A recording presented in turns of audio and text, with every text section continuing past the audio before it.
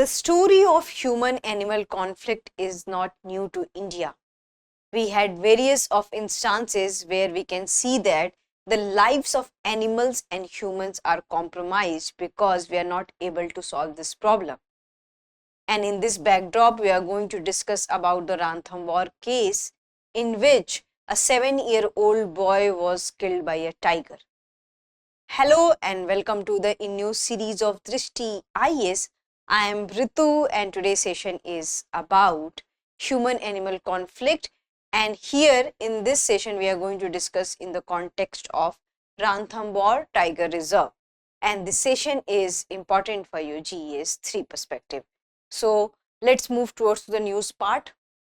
So before moving to the news part, we are going to discuss on that what is the human-animal conflict and what are the implications of the human-animal conflict, what was the case, and are we taking any measures to cure this or not.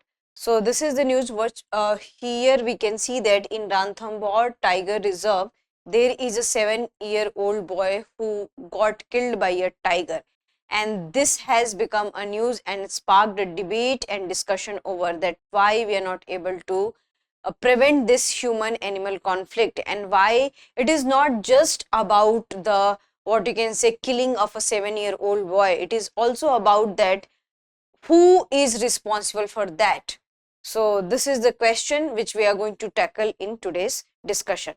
Before moving to the discussion part, we are also going to discuss about the Drishti IAS Noida. As you already know that ISGS Foundation course is available in both the medium, Hindi medium and English medium. So for offline mode, we have this in Noida. So here are the classes which are going to begin for English medium 7th May, for Hindi medium 29th April, and these are the specified time. And if you have any queries related to these kind of classes, you can call us on 87501. Similarly, we have ISGS Foundation course available in online medium, which is available on Drishti Learning app. So you can also check that. And recently we have upgraded few features onto it, and these are the AI backed features. So here we can see that it is giving you AI summary. And what is summary? It is giving you that on the basis of your video content, it is providing you summary, and it will be very much helpful in your quick revision. Then it is also giving you AI quiz. So whatever you have read on the basis of your video content, it is giving you automatic generated AI quiz so that you can test your knowledge there. Also, we have one features which is ask me a question. So while studying, if you have any doubt, you can ask and you can resolve your doubt here. So let's move towards to the discussion part. So the discussion is that India leads the world in tiger population. So here we'll discuss about that what is the context of tiger population in India. So India is home to 2/3 of the world's tiger, with the population reaching 3,682 in 2022 and growing at 6% per year. So this is what you can say a positive sign we have. And however, conservationists emphasize that increased number do not mean the battle is won. Significant efforts are still needed. And if we'll talk about the Rajasthan, the number of tigers in the Rajasthan. So after Madhya Pradesh and Maharashtra, Rajasthan consists of the largest tigers, and in Ranthambore, the number of tiger is around 70.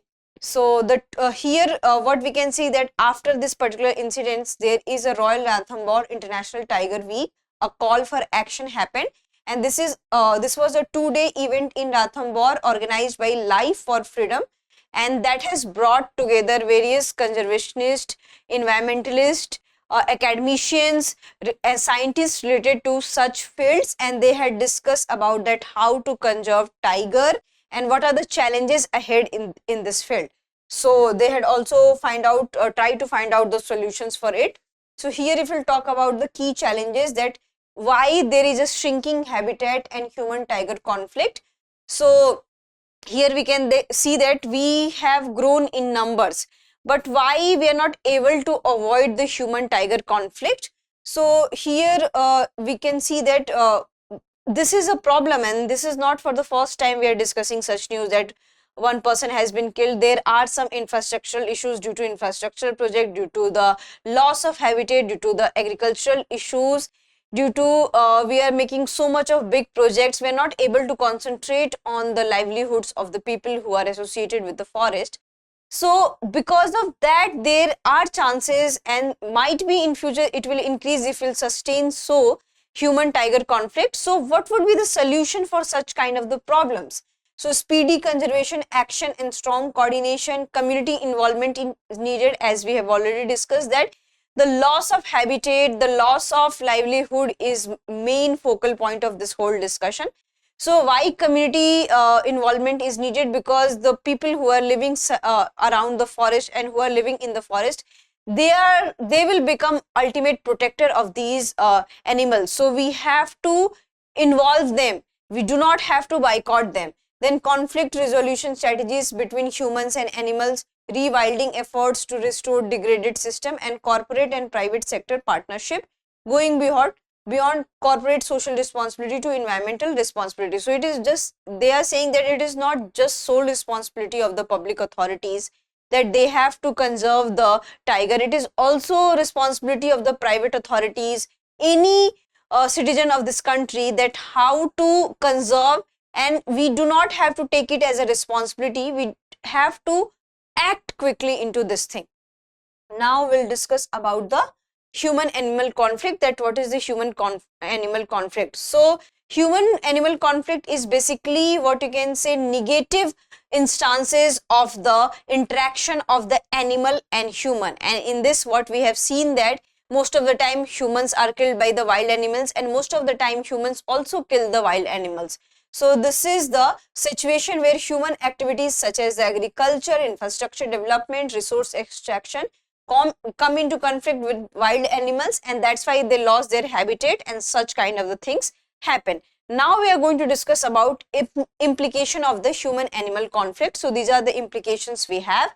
So economic losses, damage to crops, livestock, because if they will lose their habitat, they are going to live into the what you can say normal plain land, and in such things we can see that there will be more loss of crops because they are going to damage your crops. And similar kind of instances we have seen in the case of Bahraich, also Uttar Pradesh.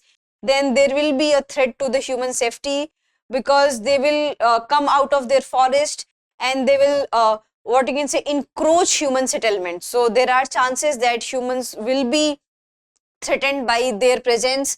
Then ecological imbalance, because if you are killing the wild animals and if you are killing any animal of the forest, there is a ecological chain that one animal is dependent on others, so there will be disturbance into that.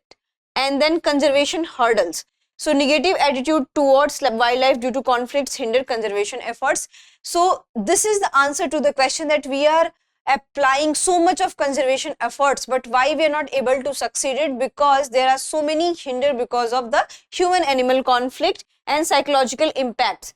So victims of attack or property loss may suffer. So this will be also a psychological impact, because in this case also we can see that the family who had lost their 7-year-old boy, there will be a psychological impact on those persons also. So it is about the property, it is also about the lives of the humans. Now we are going to discuss on that what would be the solution of this whole thing. So the strategies are needed. If you already know that India has Wildlife Protection Act, India also has a Disaster Management Act. So despite of having all these acts, why we are not able to eliminate such kind of things? Because of the faulty implementation, because of the lack of awareness, because of the lack of research and development. So we need to take such initiatives, we need to take such conservation efforts so that we will be able to save humans' lives, also wildlife, animals' lives. So this is the practice question prelims for you. Which of the following are potential consequences of human-animal conflict? Increase in ecological balance, financial losses to farmers, rise in prey population due to the predator killing, improve public perception of wildlife. Select the correct answer using the code given below. 1 and 4 only, 2 and 3 only, 1, 2 and 3 only, 2, 3 and 4 only. So this is very easy one. You can easily answer into the comment section. I hope you like this session. If you have any queries related to the session, Kindly ask into the comment section. And what is the key highlight of this whole discussion? Human-animal conflict. So whenever there will be any questions related to the human-animal conflicts, you have to also suggest the problems, then what could be the measures, and what is the government initiative. So you have to follow these 3 patterns, so you are able to answer the question. And you have to also go through the different kind of acts which has been introduced by Government of India, and how those acts are what you can say, preventing the human-animal conflict. So here you have to find out also tiger conservation, different kind of tiger reserves we have. So you have to also see that what are the different plans we have adopted for the tiger conservation. Thank you. Have a nice day.